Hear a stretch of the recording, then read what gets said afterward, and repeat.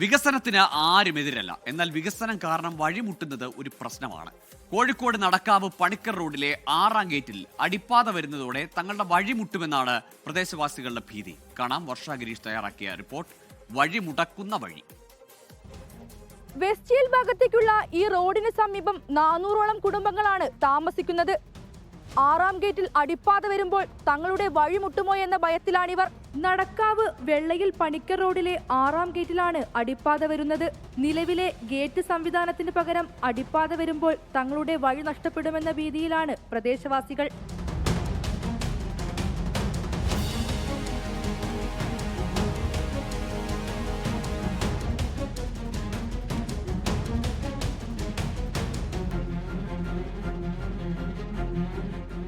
അടിപ്പാത നിർമ്മിക്കുമ്പോൾ വർഷങ്ങളായി ഇവർ ഉപയോഗിക്കുന്ന കോഴിക്കോട് റെയിൽവേ സ്റ്റേഷൻ മുതൽ വെസ്റ്റ് ഹിൽ വരെയുള്ള റോഡിന്റെ ഇടയിൽ ഭിത്തി ഉയരും.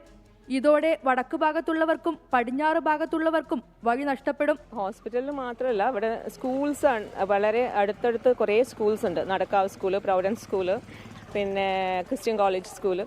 ഇതിലൊക്കെ കുട്ടികളൊക്കെ ഇതിയാണ് പോകാറുള്ളത്. അപ്പോൾ ഏറ്റവും വലിയ പ്രശ്നം എന്താണെന്ന് വെച്ചാൽ കുട്ടികൾക്ക് പോകാൻ പറ്റില്ല. അപ്പോൾ ഈ അണ്ടർപാസിലേക്കുള്ള വഴി അവർ നമ്മൾക്ക് തുറന്നു തന്നിട്ടില്ല എന്നാണ് അവർ പറഞ്ഞത്, നമ്മൾ അറിയാൻ കഴിഞ്ഞത്. അപ്പോൾ അതൊരു വലിയ വിഷയമാണ്. പകരം സംവിധാനമൊരുക്കാതെ റോഡ് അടയ്ക്കാൻ അനുവദിക്കില്ല എന്നാണ് പ്രദേശവാസികൾ പറയുന്നത്. ഈ അണ്ടർപാസ് വരുന്നതോട് കൂടിയിട്ട് ഞങ്ങളുടെ പ്രശ്നം എന്താണെന്ന് വെച്ചാൽ 2 സൈഡും അടയ്ക്കപ്പെടും. ഈ വഴി അടയ്ക്കപ്പെടും. ഈ റെയിലിൻ്റെ പാരലായിട്ട് വരുന്ന വഴി അടയ്ക്കപ്പെടുന്നതോട് കൂടിയിട്ട് വാഹന സൗകര്യങ്ങളോ യാത്രാ സൗകര്യങ്ങളോ തീർത്തും ഇല്ലാതാവും.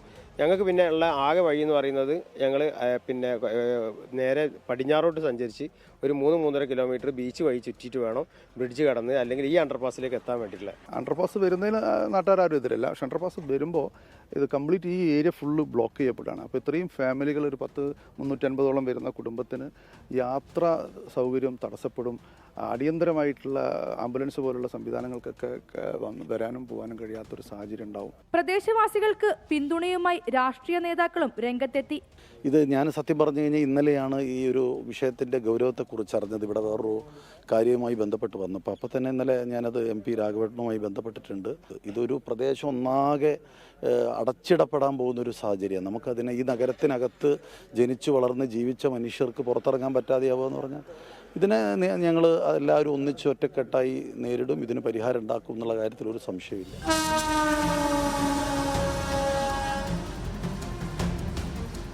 വികസനത്തിന് ഇവരാരും എതിരല്ല.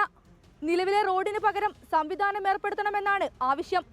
ക്യാമറാമാൻ അഭിലാഷ് പള്ളിക്കരയ്ക്കൊപ്പം വർഷ ഗിരീഷ്, 24 കോഴിക്കോട്.